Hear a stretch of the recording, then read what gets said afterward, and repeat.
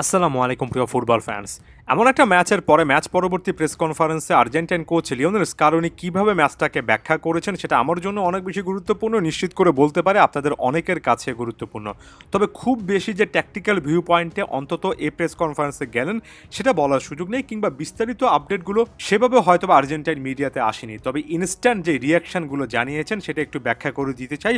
প্রথমত লিওনেল মেসির সাবস্টিটিউশন সম্পর্কে ক্লিয়ার কাটভাবে এই জিনিসটা জানিয়ে দিয়েছেন যে লিও মেসি নিজেই নাকি কোচকে বলেছেন, অর্থাৎ লিওনেল মেসিকে উঠিয়ে নেওয়ার ব্যাপারটা একেবারেই লিওনেল মেসির নিজের কাছ থেকে এসেছে। এ প্রসঙ্গে স্কালোনি বলেন, সাধারণত আমরা জানি যে লিও মেসি মাঠ থেকে উঠবে না, পুরো ম্যাচটা কমপ্লিট করবে। তবে আমরা যখন দুটো সাবস্টিটিউশন করতে যাচ্ছিলাম তখন সে আমার কাছে এসে বলেছিল এই মুহূর্তে আমি যদি উঠে যাই সেটাই দলের জন্য ভালো। আপনারা খুব ভালো করে জানেন যে লিওনেল মেসি নিজে চাইলে পুরো ম্যাচ খেলতে পারেন, তবে তিনি যেহেতু চাননি স্বাভাবিকভাবে তাকে আমরা উঠিয়ে নিয়েছি। অর্থাৎ এখানে লিও মেসি দলের জন্য একটা স্যাক্রিফাইস করেছেন, কিংবা ওই মোমেন্টে মনে করেছেন যে অন্তত একজন ফরওয়ার্ডকে স্যাক্রিফাইস করতে হবে, বিশেষ করে যেহেতু Enzo Fernandez straight red card দেখেছেন, একজন সংখ্যা কমে গিয়েছিল, মিডফিল্ডারের সংখ্যা কমে গিয়েছিল।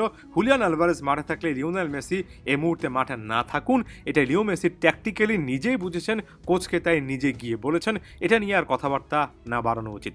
লুইস ডিয়াজের সে গোলটার পরে আর্জেন্টিনা খেলাতে সেভাবে ছিল না, তারপরে শেষের দিকে এসে থিয়াগো আলমাদার সৌজন্যে বেশ কয়েকটা সাবস্টিটিউশনের পরে আর্জেন্টিনা খেলায় ফেরে। এ প্রসঙ্গে বলতে গিয়ে স্কালোনি বলেছেন, আমার কাছে মনে হয় এই মুহূর্তে সবচেয়ে গুরুত্বপূর্ণ যেটা সেটা হচ্ছে শেষ মুহূর্ত পর্যন্ত এ দলের চেষ্টা করে যাওয়ার যে একটা তীব্র আকাঙ্ক্ষা, সেটা আমার কাছে এটা সবচেয়ে দামি একটা জিনিস। তারা সব কিছুর জন্য চেষ্টা করেছে, প্রায় প্রত্যেকটা বল উইন করার জন্য চেষ্টা করেছে। তারা যে শেষ মুহূর্ত পর্যন্ত হাল ছাড়েনি এ ম্যাচে, এটাই আমার সবচেয়ে বড় প্রাপ্তি এবং এটা নিয়ে আমি সন্তুষ্ট।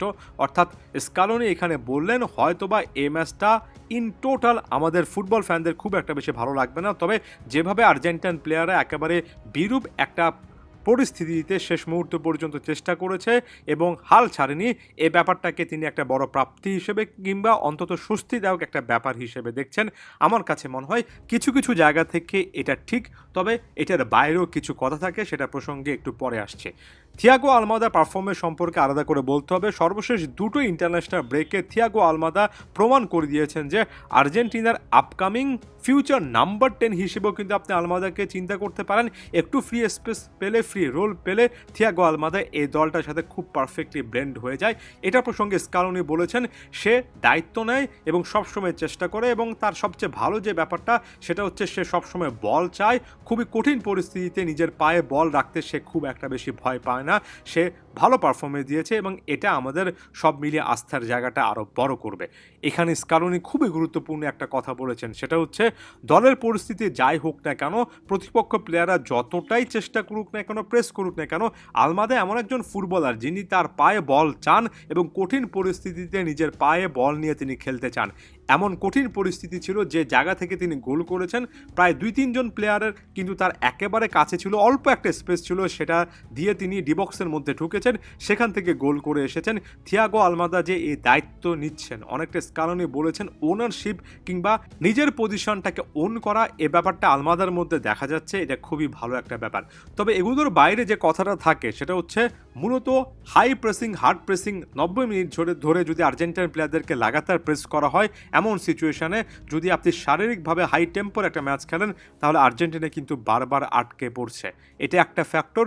দ্বিতীয় একটা ফ্যাক্টর, কিছু কিছু জায়গা থেকে, যেমন এই ম্যাচে রাইট ব্যাক দেখলাম, রাইট মিডফিল্ডে ডিপলের ভুল দেখলাম, এই জায়গাগুলো থেকে কিন্তু ধারাবাহিকভাবে ভুল হচ্ছে।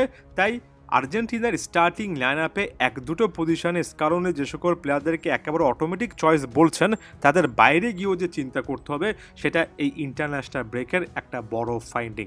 সামনে আরও অনেক অ্যানালাইসিস করার চেষ্টা করব, অবশ্যই ফুটবল ফ্যাগের সাথেই থাকবেন।